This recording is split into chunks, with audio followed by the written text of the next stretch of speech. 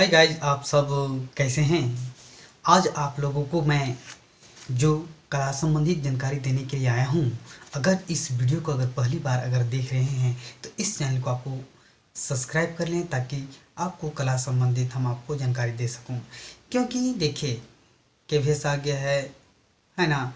बहुत सारे जो रिक्वायरमेंट आते हैं आपको कला टीचर बनने के लिए। आपको कला संबंधित क्वेश्चन यानी प्रश्न सवालों का जवाब आपको चाहिए, तो हम इस वीडियो में आपको देना चाह रहे हैं। इसलिए मेरे वीडियो को अगर आप पहली बार देख रहे हैं तो इस चैनल को बिना सोचे समझे सब्सक्राइब कर लें ताकि आपको कला संबंधित आपको हम जानकारी दे सकेंगे।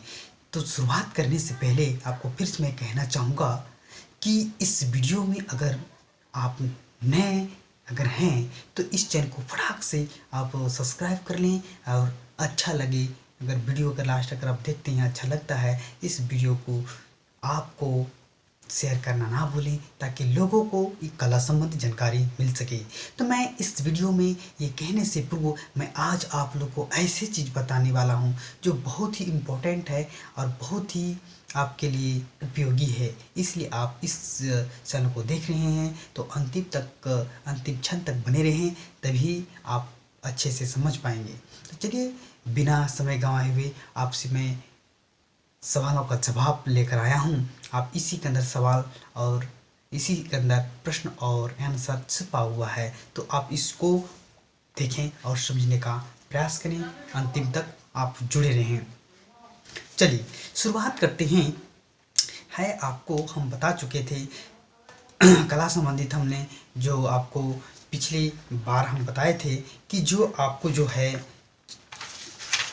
दृश्य कला के दृश्य कला के तत्व कितने हैं, 6 हैं। उसी का अगला हम भाग लेकर के आए हुए हैं।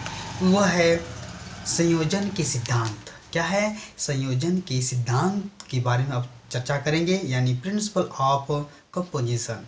प्रिंसिपल ऑफ कंपोजिशन यानी संयोजन के सिद्धांत के बारे में हम जानकारी देने वाले हैं, इसलिए आप जुड़े रहिए, ध्यान दीजिएगा। कहा जाता है कि कला जो है कलाभूत तत्वों के समर्थतापूर्ण समायोजन को संयोजन कहते हैं। ध्यान दीजिएगा, है ना। समायोजन किसको कहते हैं? कलाभूत तत्वों को समर्थतापूर्ण, है ना, समर्थतापूर्ण संयोजन को संयोजन कहते हैं। ठीक है। कलाकृति की रचना, यानी ध्यान सुनिएगा, कलाकृति की रचना में चित्रकार रेखा, यानी चित्रकार रेखा, जैसे हम बहुत वीडियो में रेखांकन करते रहते हैं,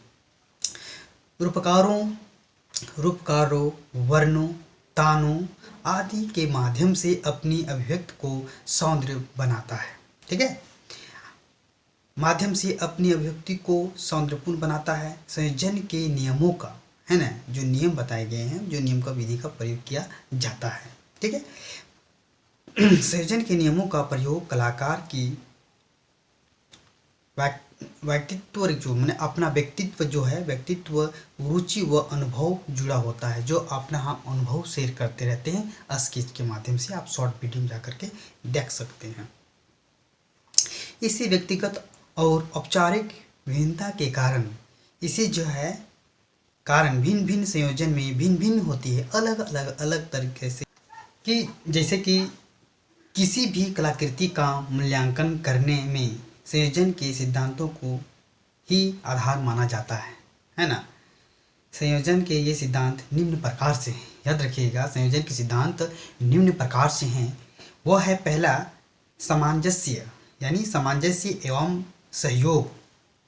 क्या है? सामंजस्य एवं सहयोग, हार्मनी एंड यूनिट। किसी चित्र में रेखा, ध्यान दीजिएगा, ध्यान देने योग्य बातें पूछा जा सकता है। ये प्रश्न आपके लिए बहुत ही इम्पोर्टेंट है। जैसे कहा जाता है कि चित्र में रेखा वर्ण तान पोत एवं आकृति आदि एक दूसरे से मिलते जुलते प्रतीक हो, जो भी हम लोग चित्र बनाते हैं तो उसमें बहुत सारा चीज़, वर्ण का भी होता है, पोत का भी होता है, रेखा का भी होता है, बहुत सभी चीज़ का जो मिला करके जो प्रयोग होता है सबका बहुत ही आवश्यक है। तो वहाँ चित्र में सामंजस्य का अनुभव होता है कि कौन सी रेखा किस प्रकार से करें कि ताकि वो सटीक लगे, सही लगे, है ना। वही सही वो सहयोग से तात्पर्य है संयोग के अंतर्गत प्रयोग में आने वाली वही विभिन्न तत्वों के माध्यम एकता व समानता जिससे संपूर्ण संयोजन एकता के सूत्र में बांध रहे हैं। जैसे कि हम एक रेखाखंड खींचते हैं, वर्ण खींचते हैं, कर्ण खींचते हैं, आकृति बनाते हैं, तो सभी को मिला जुला कर क्या क्या होता है, तो यही एक बांधता है। और जब वो बंध जाता है, सभी रेखा कर आकृति सबका जब बंध जाता है तो एक चित्र उभर के आता है, एक पेंटिंग उभर कर आता है, और वही एक सही प्रतीत होता है ना। तो ये चीज़ है।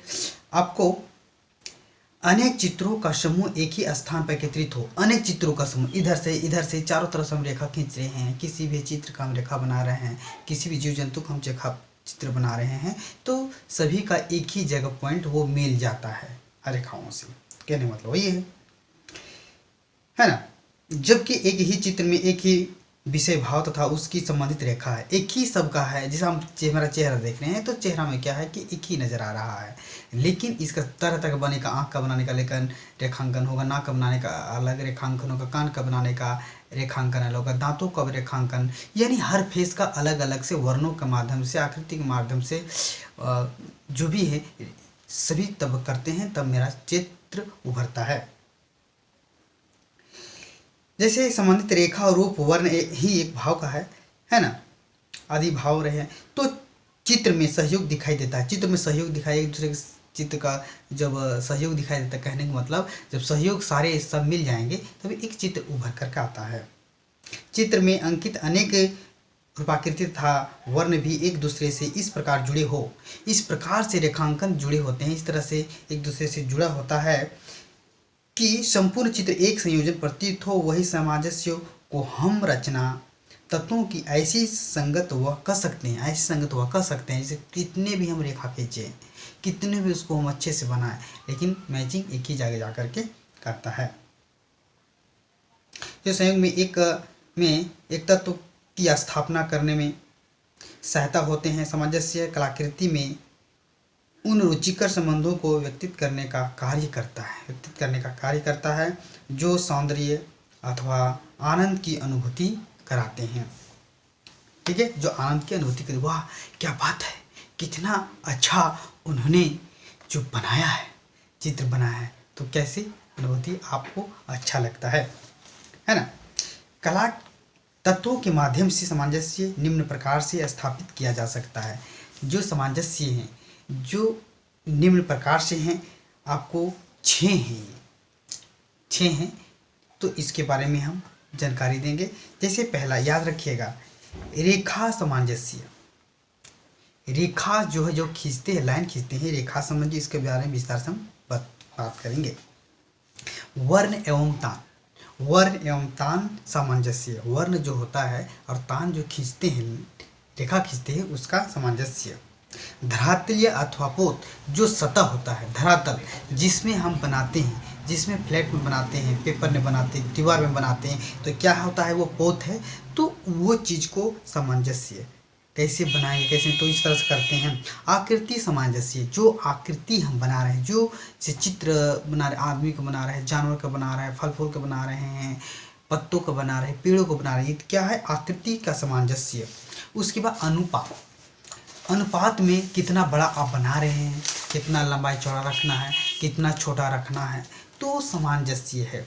उसके बाद 6ठा नंबर में है श्रेणीकरण सामंजस्य। आप अगर फल का टोकरी है, अगर फल का टोकरी में एक फल दूसरे फल तीसरे फल से अगर जुड़ा हुआ है, तो किस श्रेणीबद्ध में होगा। अगर श्रेणीबद्ध हम एक लैंड बना रहे हैं हम, यानी दृश्य बना रहे हैं, तो देखिए सबसे पहले सामने जो नज़र आ रहा है, उसके बाद दूर में नजर, उसके बाद उसी तरह से आपको श्रेणीकरण में आपको जोड़कर बनाना है। जैसे हमारे सबसे पहले नाक आ रहा है, दूर में थोड़ा आँख है, उसके बाल आता है, उसके बाद कान पीछे की ओर चला जाता है, तो ये श्रेणी क्रम में है। तो इस तरह से आपको जानना होगा, समझना होगा। तो ये चीज़ आप देख रहे थे कि ये जो आपका इसमें 6 चीज़ है, फिर से एक हम रिवाइज करा देते हैं। रेखा सामंजस्य, दूसरा है वर्ण एवं तान सामंजस्य, तीसरा है धरातलीय अथवा पोत सामंजस्य, चौथा है आकृति सामंजस्य, पांचवा है अनुपात सामंजस्य और छठा है श्रेणी क्रम सामंजस्य। ठीक है, तो इसमें है कि हम आपको आगे दूसरा हम जो है संतुलन बहुत ही ज़रूरी है।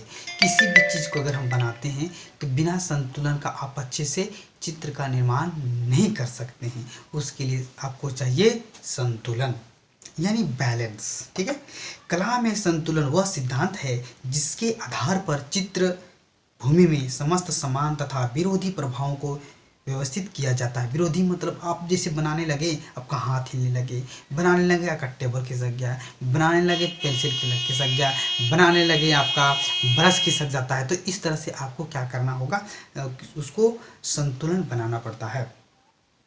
इसका लक्ष्य गतिशीलता को चित्र तल के दायरे में ही सीमित रखना तथा संयोजन को स्थिरता प्रदान करना। संतुलन का स्वरूप उस तुलना के समान है जिसमें केंद्र के बराबर दूरी पर समान भार स्थित हो। यदि वह भार उचित प्रभाव से संयोजित न किया जाए तो चित्र अनाकर्षण हो जाता है। अगर सही तरह से आप चित्र को नहीं बनाते हैं अनाकर्षण हो जाएगा। तो बहुत ही संतुलन का बहुत ही भूमिका होता है कि संतुलन से किसी भी चित्र को बना रहे संतुलन से बनाएं। अगर आप अच्छे से अगर नहीं कर पाते हैं, अगर कलर चढ़ा रहे हैं, कलर उधर उल्टा पुल्टा हो गया तो आपको सटीक नहीं लगेगा, खराब हो जाएगा। यदि यह भार उचित प्रभाव से संयोजित न किया जाए तो चित्र आक्रामक हो जाता है। भार सिद्धांत के आधार पर चित्रकला में संतुलन के दो प्रयुक्त होते हैं। पहला याद रखिए सम संतुलन, पहला है सम संतुलन। समान भार अथवा आकृति के चित्र के माध्यम से एक समान दूर करने पे संतुलन होते हैं। इसे संतुलन कहा जाता है। क्या कहा जाता है? संतुलन कहा जाता है। असंतुलन में होता है असमान भार अथवा आकृति चित्र के माध्यम से आसान दूरी पर रहने से असंतुलित हो जाता है। जब अगर हम पेन पकड़े हुए हैं तो कितना दूरी पे अगर हम खींच रहे हैं तो आप अच्छे से नहीं बना पाएंगे। उसके लिए आपको बनाने के लिए क्या करना पड़ेगा, अच्छे से रेखा चित्र का सहारा लेना पड़ेगा, अच्छे से पेंसिल पकड़ना पड़ेगा, सही जगह पे आपको वो चित्र रखना है ताकि आप अच्छे से उसको कर सकें, है ना। तो इस प्रकार से ये संतुलन। फिर उसके बाद है ध्यान दीजिएगा संतुलन के अवयव। ठीक है, संतुलन के अवयव है कला में जिन तत्वों के संयोजन से तत्वों की जो है कृति रचना होती है। ठीक है, वे सभी तत्व संतुलन के अवयव कहलाते हैं। ध्यान दीजिएगा संतुलन के अवयव है ना, कला में जिन तत्वों के संयोजन कृति की रचना होती है वे सभी तत्व संतुलन के अवयव कहलाते हैं। है ना, वे सभी तत्व संतुलन के अवयव कहलाते हैं। इनमें हम निम्न रूप से समझ सकते हैं, याद रखिएगा, ध्यान दीजिएगा। रेखा संतुलन, दूसरा आकृति संतुलन, तीसरा आलंबन संतुलन, चौथा है वर्ण संतुलन, पांचवा है तान संतुलन, छठा है पोत संतुलन और सातवां है परिप्रेक्ष्य संतुलन।